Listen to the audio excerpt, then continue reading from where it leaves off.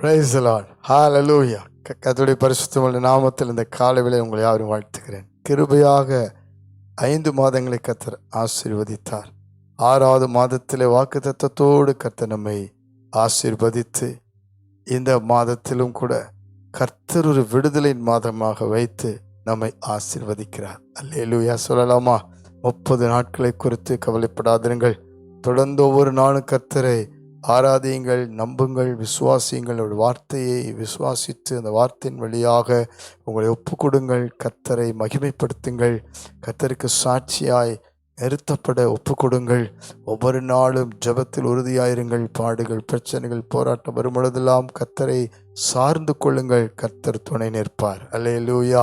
உடைய 5 மாத பிரச்சனைகள் மாறும், போராட்டங்கள் மாறும், கடன் பிரச்சனைகள் மாறும், பிள்ளைகளுடைய ஸ்கூல் காலேஜ் போன்ற எல்லா காரியங்கள் தேவைகள்லாம் சந்திக்கப்படும். கர்த்தர் உங்களை வெட்கப்படுத்த மாட்டார். உங்கள் எல்லைகளிலே உங்கள் தலை உயர்த்துவார். காரியங்களை வாய்க்க பண்ணுவார். அது மாத்திரமல்ல, உங்கள் வேலைகள் சம்பாத்தியங்களிலே கர்த்தர் உங்களை ஆசீர்வதித்து உயர்த்தப் போகிறார். ஆவிக்குரிய வாழ்க்கை, ஊழிய பாதை, ஜெப வாழ்க்கை எல்லாவற்றிலும் கர்த்தர் மீண்டும் ஒரு மேன்மையை கொடுத்து நடத்த போகிறார். சோர்ந்து போகாதிருங்கள். இந்த காலை வேளையிலே நமக்காக பேசுகிற ஆசீர்வாத மன்னா கர்த்தருடைய வார்த்தையை பார்த்து ஜெபிக்க போகிறோம். மீகாவின் புஸ்தகம் 5ஆம் அதிகாரம் 9ஆம் வசனத்தை வாசித்து பாருங்கள். உன்னுடைய கை உன் விரோதிகளின் மேல் உயரும், உன் சத்துருக்கள் எல்லாரும் சங்கரிக்கப்படுவார்கள். கை உயர்த்தி ஆமேன் சொல்லுங்க. ஆமேன். அல்லேலூயா. உன்னுடைய கை உன் விரோதிகள் மேல் உயரும் என்று கர்த்தர் வாக்கு பண்ணுகிறார். உன் சத்துருக்கள் எல்லாரும் சங்கரிக்கப்படுவார்கள். பிரியமானவர்களே, தேவனுடைய ஜனங்கள் எல்லா நிலையிலும் விடுவிக்கப்படுகிறதற்கு ஒரு நோக்கம் இருந்தது. பார்வோனுடைய அடிமைத்தனத்திலிருந்து விடுதலையாக்கி வெளியே வந்த பொழுது அவர்களை சந்தித்த முதல் யுத்தம் அமலேக்கர் என்று சொல்லுகிற ஒரு விரோதிகளின் கூட்டம்.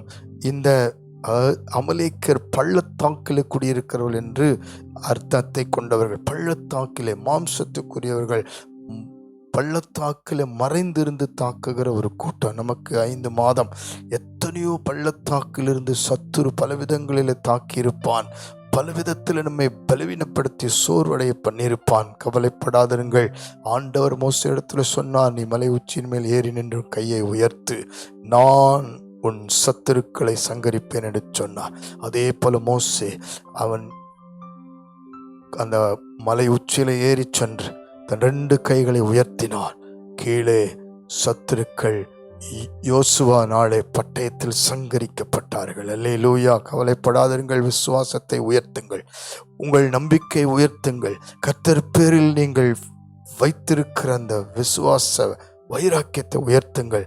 உங்கள் ஜெபத்தை உயர்த்துங்கள்.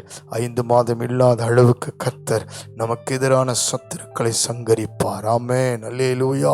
குடும்பத்திலும் சரி, வேலை ஸ்தலத்திலும் சரி, ஆவிக்குரிய வாழ்க்கையிலும் சரி, எல்லைகள் எங்கிலும் சரி, உங்களுக்கு, குடும்பத்துக்கு, பிள்ளைகளுக்கு, உங்களுடைய சகல காரியத்துக்கும், உங்களுடைய வியாதி, பிரச்சனை, போராட்டங்களுக்கு மத்தியில் கர்த்தரை நோக்கி உங்கள் கைகள் உயரட்டும்.